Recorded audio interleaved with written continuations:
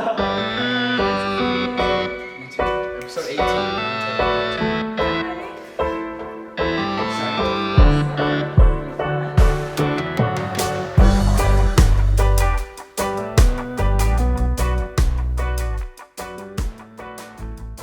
So what's good, guys? Welcome to episode 18 of the Thru It All Podcast. The idea behind each episode is just to uncover one's personal story and just have honest conversations about overcoming just the difficulties in life. So today's special guest, we have Alana Hurley. She was born in Scottsdale, Arizona, and graduated from Saguaro High School in 2019. And then you're a student here at CUI, majoring in biology, and also are on the cross-country team, and then you run track on top of that. Yep, that's me. Pretty much sum me up. That's so awesome. How do you like running? You know, honestly, running has just become, it's not even a thing that I do. It's just a part of who I am.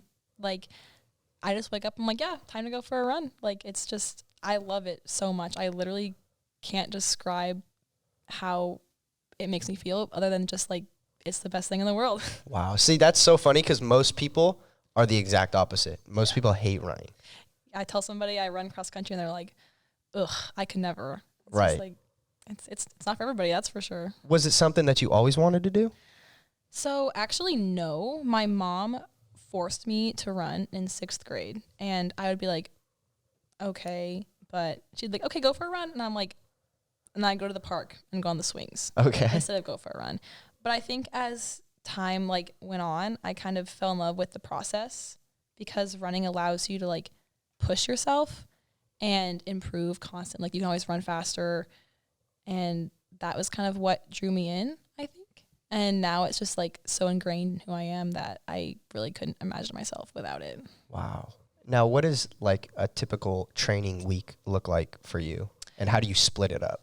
So usually how cross country works is like we have mileage. So usually you'll run anywhere from like 40 to 60 miles a week. Oh my gosh. That's crazy. Some of the guys do upwards of like 90 to 100 miles a week, but most of the girls really keep it around 40 to 60. And that's what, like 8 miles a day. Yeah. And we'll run workouts. So we'll do like long runs where you run like 12 miles. We'll do like tempos where it's like shorter runs, but at like a faster pace. There's lots of different workouts you can do. Sometimes we'll just go for like easy 6-mile runs, and it's a lot, but it'll get you fit for sure. Oh my gosh, I'm sure 40 miles a week. That's crazy. So like what event are you training for in cross country? Like what's the total distance? So in cross country, the women run 6K, so it's about 3.7 miles. Uh-huh. And then in track, I specifically train for like the 5K, which is like 3.1, and the 10K, which is 6.2, I believe. Okay, so walk me through like the training process of, I don't know, I guess we'll say like a month before a 6K. Ooh, that's good. I usually will probably do a lot of like longer aerobic stuff because these races are long. You're not sprinting. You have to really build that aerobic base. So we'll do a lot of like tempos, so you'll run at like a hard pace for a certain amount of time. We'll do these things called intervals as well, okay, which are basically like you'll run a half mile at a certain pace, and then you'll take 2 minutes rest, and then you'll do it again and again. We'll do like something like 8 by half mile or like 6 by 1,000 meters, which are just basically intervals. And they're fast. They kind of suck, I'm not going to lie. There's definitely been workouts I'm like, dang, I got to do that again. But it's fun. It'll make you fit. And then once you get close to the race, you'll kind of take it a little bit easier and make sure your body's just like primed and ready to go for the actual event. So like a week before, is it just short runs? Is it a lot of stretching? Yeah, we'll do some stretching. We'll do lots of strides, which are basically like short sprints just to like get some turnover in your legs. But yeah, usually like the week before, we're not really going too crazy. What do you think is harder for you? The actual running, like physically, or the mental and emotional part of that? Running is 90% mental. Like your body can go so much more than you think it can, but it's just so easy to like back off when it hurts, because obviously you're running a 5K or a 10K, it's going to hurt. Like it's going to hurt really bad. But if you can push through that, that's where the magic happens. But you really have to be able to get through that pain. And honestly, like, you can't do it every time. Like, I've finished races and I'm like, yeah, I checked out of that one. Like, that one hurt too much. Like, I just couldn't do it. But the times that you can, it's when you run your best. Wow. So say you're running a 5K for the track team, because that's what they have you compete with after cross country season's over. And that's what you said, it was like 25 laps or something like that. The 10K is 25 laps. Okay, the 10K, my bad. So 10K is 25 laps. At what lap do you get like fatigued and you're like, okay, this is now getting extremely mental? You know, honestly, with such a long race, it's really easy to go out way too fast and then you're just suffering the whole time. But a well-run 10K, I'd say you're probably not hurting too bad till about halfway. And then the back half of the race is when you either push or you don't, and then it's whether or not you run well. If you push yourself, then you'll run well. But yeah, it's basically painful the last couple miles. That's crazy. The last couple miles, that's a long time. That's a long time to suffer. It really is. It gives you a lot of time to think. So do you focus on like the other people around you to like push you forward, or is it more a you versus you type thing when you're in the heat of that? You know, I think it depends on the race. I usually just try and focus on myself because I want to see how much I can push myself, but it's definitely easier to push yourself when you're trying to like run girls down or pass a teammate. I know I love my team, but I so badly want to beat them all. Like right. It's satisfying to pass them or to pass your training partner that you work out with. So it's always fun to beat somebody that you know. And there's definitely some friendly competition on the Concordia team, which I think is really good. But the best races are when you're just it's just you versus you. Yeah. And what are you telling yourself? Because obviously, like, I get tired when I run like 2 laps or even a lap. So it's like, what actual words are you telling, or I guess thoughts in reaction to negative thoughts? What are you saying, if that makes sense? You know, well, a lot of the girls will like write stuff on their hands. I usually write like press on my like thumb so I can like see that when I'm running, and I think it's a really solid reminder just to like push. Like, yeah, it hurts, but like you can do it and you can press. And I think that when those like negative thoughts come up, like those doubts, like, oh, I can't do this, like this is too hard, I'm not that fast, like I think you just have to challenge them, be like, well, what if I can? Like, what if I am fast enough? What if I am good enough? And that's the cool thing about running is you can challenge those thoughts, and when they come, like, you have to acknowledge them, right? Because those thoughts are valid, but then you have to let them go. Because when you're running, like, I guess, like the build up before race, no matter how in shape you are, you know you're going to have to get to the point where you have to push through fatigue, like incredible amounts of fatigue. So in that anticipation stage, do you get like fearful of how are you going to respond when you have to just go? 100%. That's probably the biggest factor, like going up to races. Like, I get so nervous. Okay. And it's oftentimes because what you just said, like, I fear the pain. Like, I'm scared it's going to hurt. Like, I mean, you know it's going to hurt. Right. So it's like, why am I scared? I know it's coming. But I think that if you can, like, acknowledge that and be like, yeah, it's going to hurt. Like, so what? Like, I'm still going to do it. Like, that's when you can succeed. But it's definitely really scary when you're on the line and you're like, yeah, this is going to hurt real bad. And it's easy to head down that, like, negative thought process, you know. Are there certain races like in your career that stick out to you where you like off the bat went off the like to the followed the negative thoughts and kind of went in that downward spiral? Yeah, we had our conference race in Hawaii about a month ago, and our team was ranked. We could have won the thing, and I think that the team I can't speak for the whole team, but I know me specifically, I was like, the pressure and like the fact that I knew it was going to hurt, I really let it get to me, and I ended up probably running one of the worst races of my life at the most important race of the season. So that was really unfortunate. And it does show, like, if you're not mentally in it, like, everybody can tell. And I think that if you let it get to you, it will get to you, if that makes sense. Wow. So you love pain. Sometimes you can take it, and sometimes like it feels like cool to say like, yeah, I did that. Yeah. But I always say you can't like get to that level every time. Like sometimes you're going to fall short and not be able to push through it.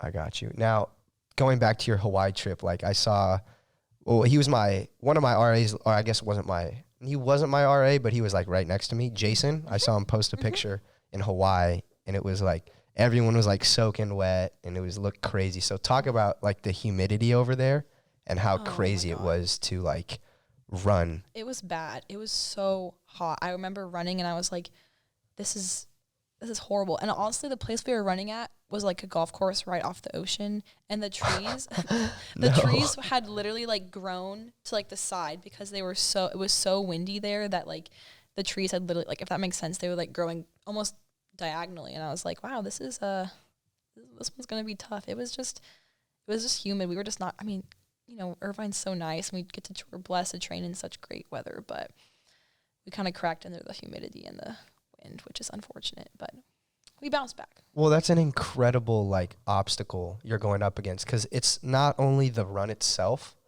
you add the humidity on top of that. It's just like that's like a killer combo.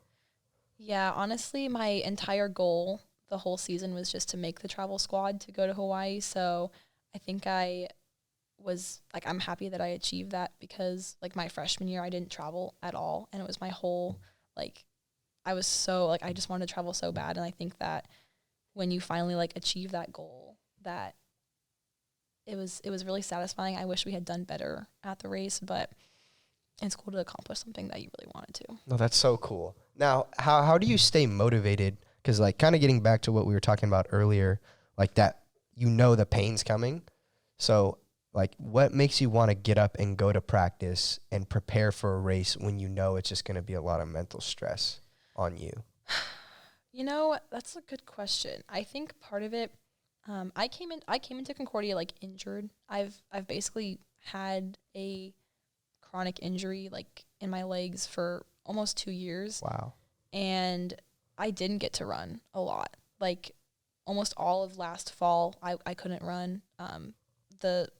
When COVID happened, and the season was canceled, I was honestly really grateful, because my legs were hurting so bad that I couldn't train. Like I couldn't run. When coach was like, yeah, the season's canceled, I was like relieved. I was like, thank God. Like my legs, I couldn't run at all. And I still was, but it was excruciating. So I think what's really gotten me to stay motivated is just the fact that you can't take it for granted. Like I get to run. I don't have to run. Like God has given my legs the ability to run, and every time I can run and run healthy, I'm going to do it. That's a great perspective. Now, like when you're back in Scottsdale for the summer, training by yourself, like the heat is crazy. So how do you push yourself? Like, because when you're here, it might be, I guess, more helpful when you have teammates around you, because naturally, like, you want to be with them and stay with the pack. So when it's just you and you in that Arizona heat, how do you push yourself to get to that next level? You know, I always ask myself that, because let me tell you, that 4:30 a.m. alarm to get up and run. That's what you do at home? Yeah, over the summer. Oh my gosh. Well, it's because it's like 90 degrees outside. Right. You have to, and I'm not gonna run 8 miles on the treadmill. So I'm like, well, I guess we're going at 4:30 in the morning. But I don't know. It's almost like it's just like something that I feel so like called to do it. It's just like, this is what I want. Like I don't love it in the moment. Like don't get me wrong, running 7 miles in 90-degree weather at 5 a.m. is not my idea of a good time. But it's shocking, I know. But it's like I know my goals, and I know where I want to be, and it's like I know what I have to do to get there, and if that's what I have to do, then I'm going to do it. That's incredible. How long in I guess this last summer were you doing that for? Oh, well, pretty much the whole summer. I was actually really blessed. After track season, we got to take some time off, and I started running again, and my legs like didn't hurt. Like somehow something happened, some miracle, and I wasn't in pain at all. So I got to train the whole summer. I got to run this whole season basically pain-free, which was the first time in my college career that I've gotten to do that.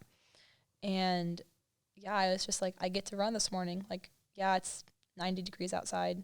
Yeah, I have to go run 8 miles, but like I get to. My legs let me. So I was like, heck yeah, I'm going to do that, you know. That's so awesome. What did that 4:30 alarm teach you about yourself that you can apply to just any aspect of life? You know, I put it in my Instagram bio. I'm probably going to get it tattooed, but like just keep showing up, you know. Love that. Yeah, it's just keep showing up and see where it takes you and what happened. I mean, it took me to, I not only made the travel squad, but I got to race every single race. Like, not a lot of my teammates got to do that. And I think that if you just keep showing up and just keep putting yourself in the mix, then you never know what's going to happen, and it might take you pretty far. I love that. That's like, I have the same motto too for me, because it's such a simple motto, but the execution stage is so hard to do, and that's why very few people keep showing up. So what do you think is the best memory you have from that expression, just keep showing up? Or like moment that stands out to you in your career? You know,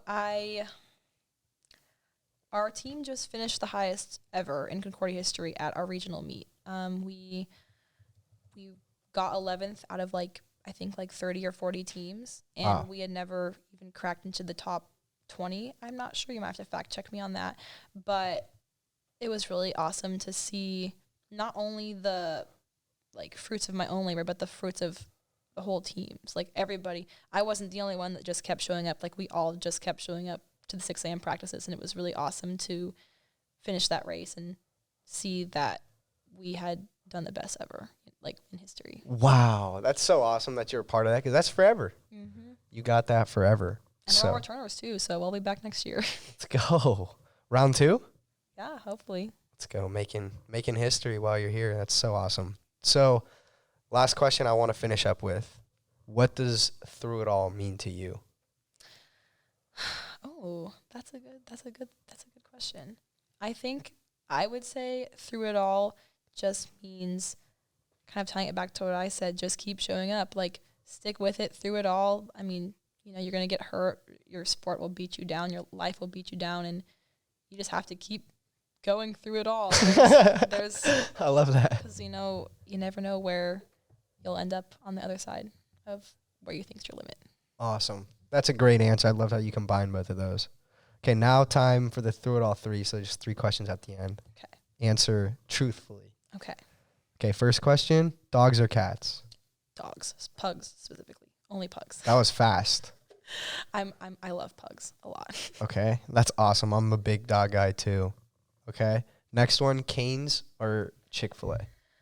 Ooh, I'm going to have to shout out my sister for this one. Cane's, she works there. She's a Cane's employee. Okay. The sauce is fire. Sauce is incredible at Cane's.